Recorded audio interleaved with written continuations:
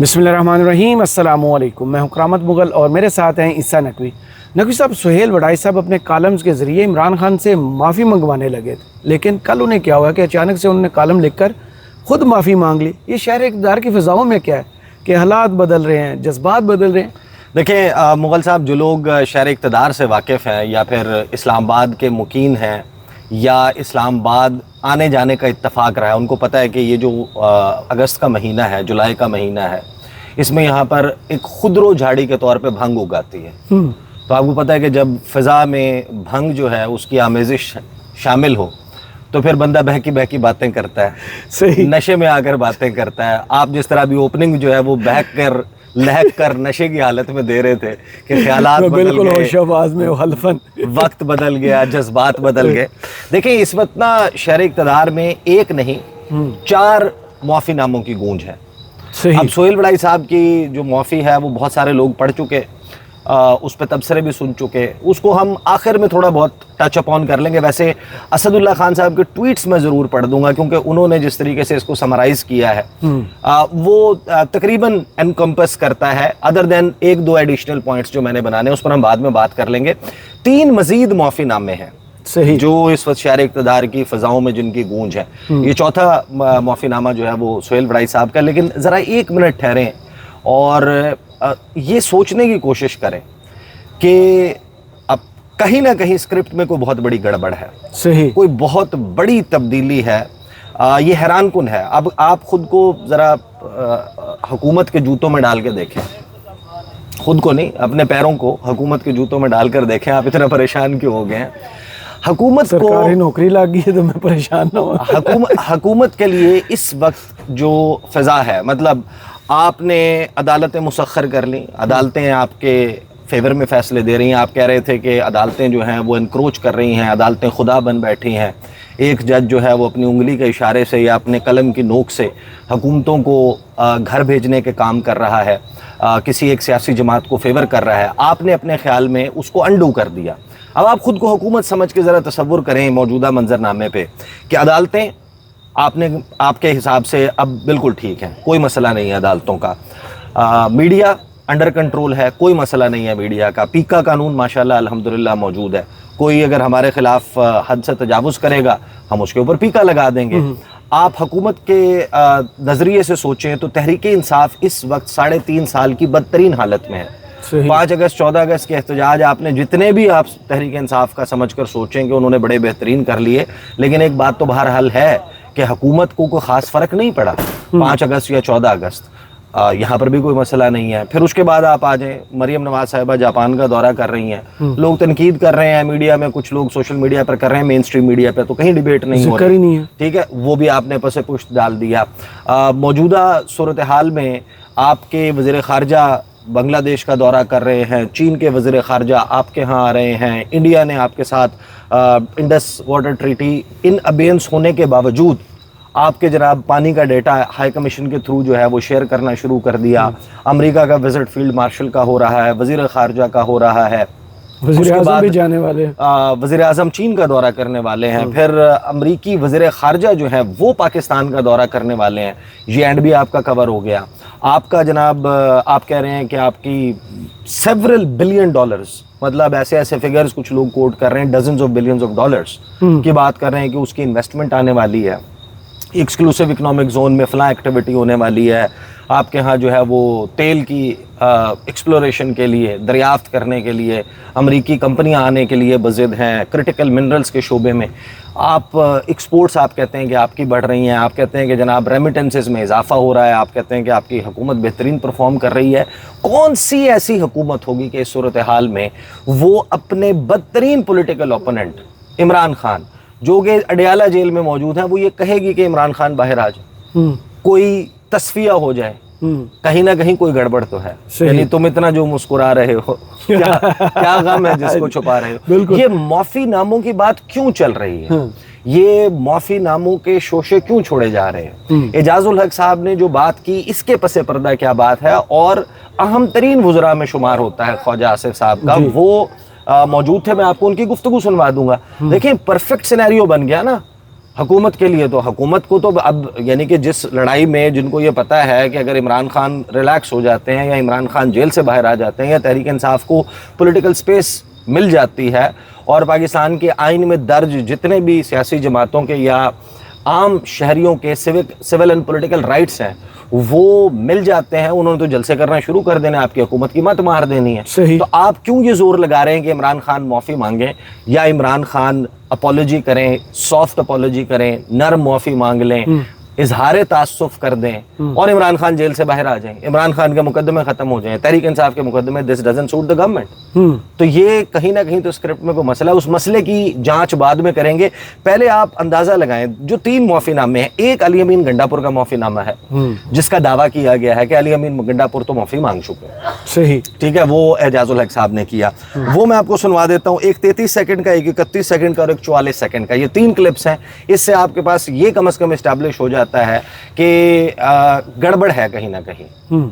اس ایسے سینیریو میں جس میں حکومت اپنے لیے تمام تر کمفرٹ محسوس کر رہی ہے اور ان کو پتہ ہے کہ اسٹیبلشمنٹ اور عمران خان کی لڑائی اس نہج پر ہے, اس پوائنٹ پر ہے جہاں پر ہم سیاہ کریں سفید کریں ہماری پکڑ نہیں ہے, ہم جو مرضی کریں ہمارے علاوہ کوئی آپشن نہیں ہے کسی کے پاس. ہم انڈسپینسیبل ہو چکے ہیں, ہم ناگزیر ہو چکے ہیں, ہمارے بغیر یہ سسٹم, یہ حکومت قائم دائم نہیں رہ سکتی, کیونکہ پاکستان پیپلز پارٹی کے پاس تو پنجاب میں کھڑا کرنے کے لیے کینڈیڈیٹ نہیں ہے. چھوڑے نا نمبر کی بات, وہ فارم 47 بھی تو اس کو ملے گا نا جو الیکشن لڑ رہا ہوگا, ان کے پاس تو کینڈیڈیٹ نہیں ہے نا بھائی حلقوں کے پاکستان پیپلز پارٹی کے, کیونکہ پاکستان پیپلز پارٹی تو مجبور ہے نا. بلاول بھٹو زرداری کی جو مجبوری ہے وہ بھی کھل کے اب سامنے آ گیا, اس کے اوپر ہم آگے کسی ویڈیو میں بات کر لیں گے.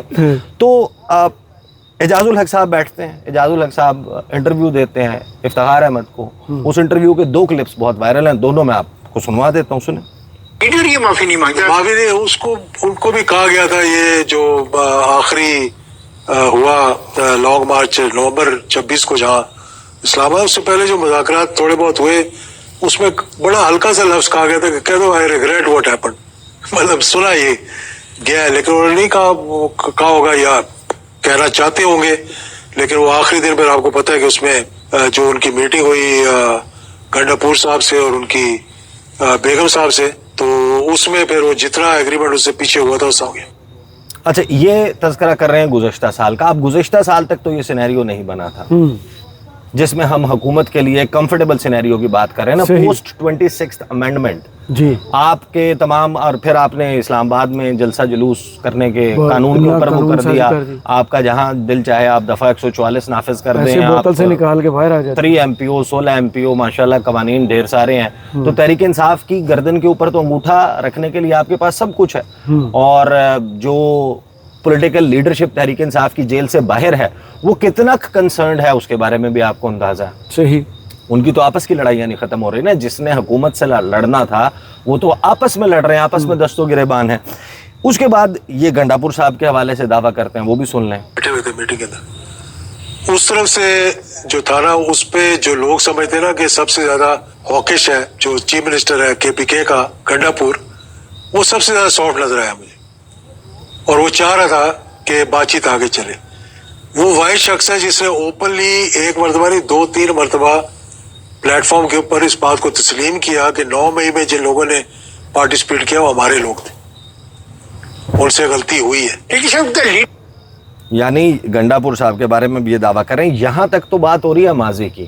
اب ہم پوسٹ میں سینیریو میں, اور اب خاص طور پہ جس وقت یہ موجودہ صورتحال ہے کہ آپ نے جب اڈیالہ جیل میں سماعت رکھنی ہے رکھ لیں, جب مؤخر کرنی ہے مؤخر کر دیں, جس کو ملاقات کی اجازت دینی ہے دے دیں, جس کو چاہیں نہ دیں, جب اخبار بند کرنا ہے کر دیں, جب چاہیں کھول دیں, جب چاہیں کتاب کا ایکسس دے دیں کتاب کا بند کر دیں, بجلی بند کرنی ہے بجلی چلانی ہے, ہر چیز تو آپ کے کنٹرول میں ہے.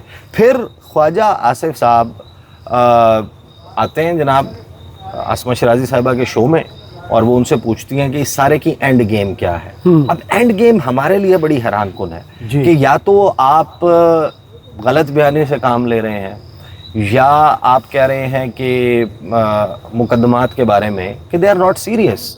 یعنی وفاقی وزیر کھڑے ہو کر یہ بات کہہ رہے ہیں, اور وہ بھی وزیر دفاع جی, اور بہت سخت تنقید کرنے والا, وہ جو کہہ رہے ہیں اس کے بعد سنیں اس کا مطلب کیا ہے. اس کی اینڈ گیم کیا ہے؟ आई मीन कोई क्लू है किसी के पास कि क्या होगा? एक रिपेंटेंस जो है वो जरूर, यानी एक पछतावा जो है उसका इजहार जरूर होना चाहिए. अगर सियासत में किसी ने रहना है या कौमी क़यादत का जो है या कौमी लीडरशिप का किसी ने क्लेम करना है, तो उसको 9 मई के ऊपर इसके मतलब कोई कॉम्प्रोमाइज नहीं है. उसके ऊपर पछतावे का इजहार होना चाहिए. आप उसको माफ़ी कह लें या रिग्रेट कह लें, आप जो भी लफ्ज़ उसको दे दें, लेकिन ये एक हमारी 76-77 साल तारीख का एक ऐसा बाब है जिसको माफ़ी के अलावा या पछतावे के अलावा या इसके अलावा कोई क्लोज नहीं किया जा सकता. और अब वफाकी वज़ीर जो हैं, वज़ीर दिफा, वो ये कहते हैं कि रिपेंटेंस, पछतावा, इजहार तासुफ, पछतावा, कि I regret what happened, that should not have happened. अब दो स्टोरीज को एग्जिस्ट नहीं कर सकती, यानी दोनों एक दूसरे के वजूद की नफ़ी करती हैं. एक जो वज़ीर दिफा कह रहे हैं, ज़ाहिर है कि इमरान खान की जो जितनी भी पोस्चरिंग थी उसमें इस्टेब्लिशमेंट के हवाले से पोस्चरिंग थी, एंटी इस्टेब्लिशमेंट पोस्चरिंग थी, उनकी एंटी गवर्नमेंट और जितनी भी पॉलिटिकल पार्टीज़ उसमें शामिल हैं. जब स्टार्ट में बनी थी कि 11 से 13 जमातें, यानी एक बंदे वाली जमात भी अगर आप जोड़ पीडीएम लें, सीजन 1, उन सब के ख़िलाफ़ था इमरान खान का पूरी पोस्चरिंग, उनकी तकारीर, उनके इंटरव्यूज़, उनका यूट्यूब के ऊपर लाइव करना, उनका ट्विटर के ऊपर स्पेस में शिरकत करना, उनका जनाब मीडिया के साथ on the record of the record मुलाकातें करना, उनका तमाम तर जितना भी यूँ समझें कि पॉलिटिकल पोस्चरिंग थी ना, वो इन सब के अगेंस्ट थी. और उसका कल्मिनेशन 9 मई की सूरत में आपने देखा. और फिर आपने ये आर्गूमेंट दिया कि क्योंकि 9 मई हुआ लिहाजा 8 फरवरी तो होना था. सही है, 9 मई हुआ क्योंकि उन्होंने किया. अब जाहिर है कि एक अनप्रेसिडेंटेड चीज़ है पाकिस्तान की सियासी तारीख में जिस किस्म के 9 मई के सीन्स हैं. अब उसमें मुनीफ फारूक साहब को सुने, कुछ और दीगर लोगों को सुने, वो ये कहते हैं कि नाकाबिले तरदीद शवाहिद हैं, सबूत हैं, गेस्ट हाउस की वीडियोस हैं, वज़ीर दाखिला सीजन 1 में वो टीवी पर बैठ कर यही सारी बातें कर चुके थे कि गेस्ट हाउस, टेलीफोन पर रिकॉर्डिंग, वीडियो में वीडियो की रिकॉर्डिंग है, कोड नेम के जरिए जनाब बुलाया जा रहा था और अहकामात थे. फिर जनरल फैज़ का ये रोल था, जब फलां का था. लेकिन then it is an open and shut case. अगर तो वाकईन आपके पास इसके तमाम तर सबूत मौजूद हैं कि जिसमें कू करना था, ये तख्ता उलटना था, ये किसी की जान खुदा न खास्ता लेनी थी, तो फिर तो ये नाकाबिले माफ़ी जुर्म है ना. इसके ऊपर तो इज़हार तासुफ से आप नहीं छोड़ सकते. Now this doesn't make sense. मतलब समवेयर डाउन द लाइन क्या ये इदराक है हुकूमत को कि इसकी पॉलिटिकल कॉस्ट या इसकी कॉस्ट मुल्क को बहुत ज़्यादा होगी, लिहाजा हमने उस एक्सट्रीम पर नहीं जाना. या फिर आपको जो है ना वो लगता है, देखिए आप अगर हुकूमत है और आपके लिए इस वक्त एक परफेक्ट सिनेरियो बना हुआ है, तो आपको क्या लगे कि जनाब इस वक्त इमरान खान एक रिग्रेट कर दें, तासुफ का इजहार कर दें.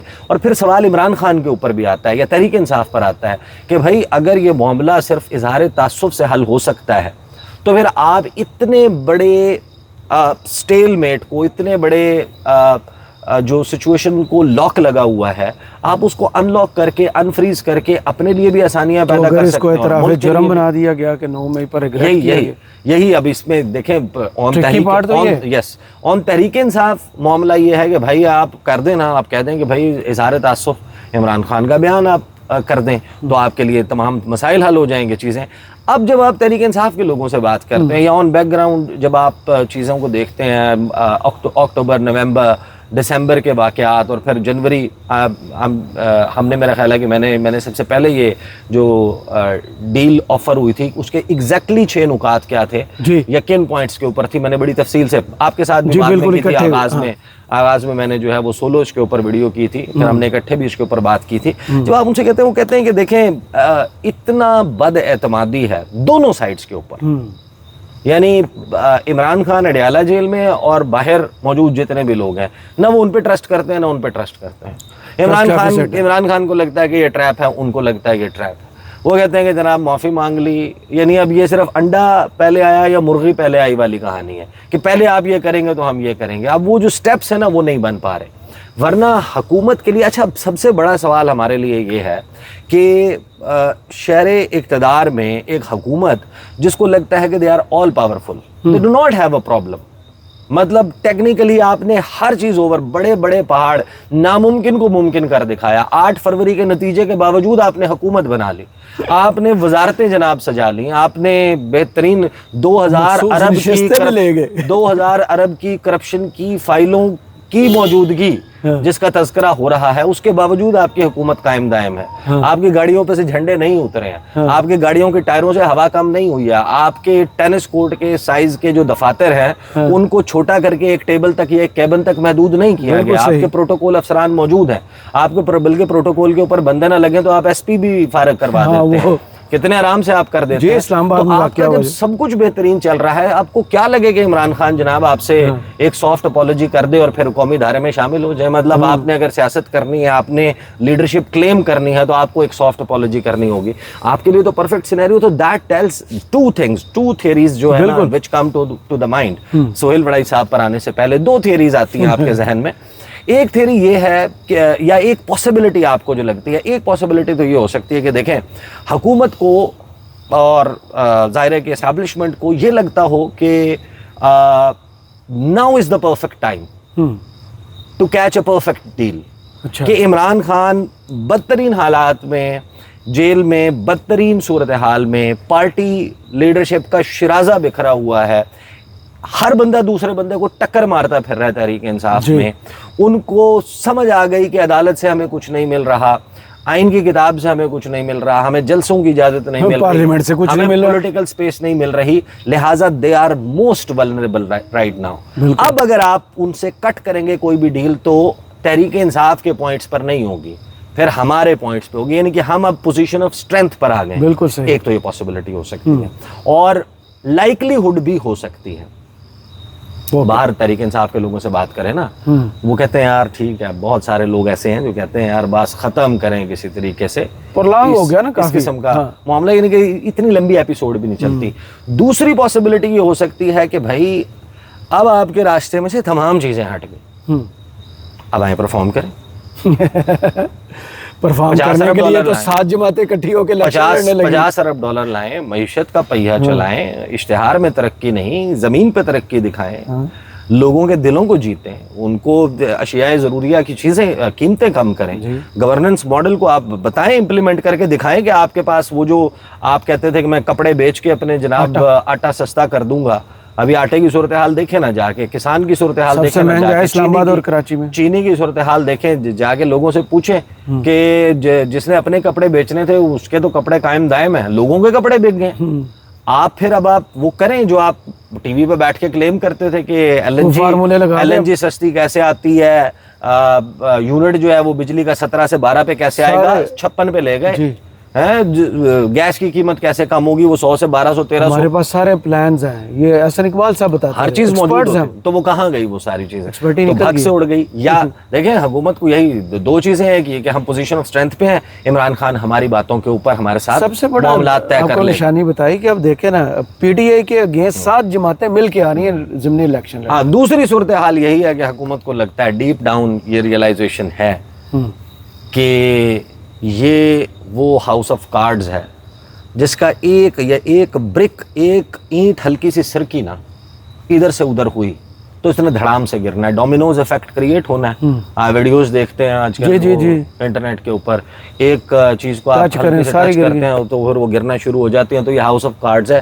یہ پورا کا پورا ہماری حکومت اور ہماری سیاست اسی طرح سے ڈھہ جائے گی اس ساری صورتحال میں. اس سے ہٹ کے تو نہیں. اب سہیل وڑائی صاحب والے معاملے پر آئیں تو ظاہر ہے کہ سہیل وڑائی صاحب نے، میں آپ کو بلکہ وہ اسد اللہ خان صاحب کے 2 ٹویٹس ہیں بڑے بہترین ہیں اس کے اوپر، وہ میں دونوں آپ کو پڑھ دیتا ہوں. بٹ ادروائز سہیل وڑائی صاحب ہوں یا آبویسلی ہم سب مختلف ایج گروپس سے تعلق رکھنے والے لوگ، 40 پلس جو ہیں، جو 50 پلس ہیں، پھر جو 60 پلس ہیں، یا پھر جو 30 پلس 20 پلس والے ہیں. میں ان کے ایک ہے نا ایک بڑا جنریشن گیپ، ایک بڑا مسئلہ ہے. اب سہیل وڑائی صاحب سے تحریک میں یہ شاید آپ کے ساتھ ویڈیو میں پہلے کہہ چکا ہوں کہ لوگوں کو یہ ہے کہ بھائی آپ کا کوئی تجزیہ درست ثابت نہیں ہوا.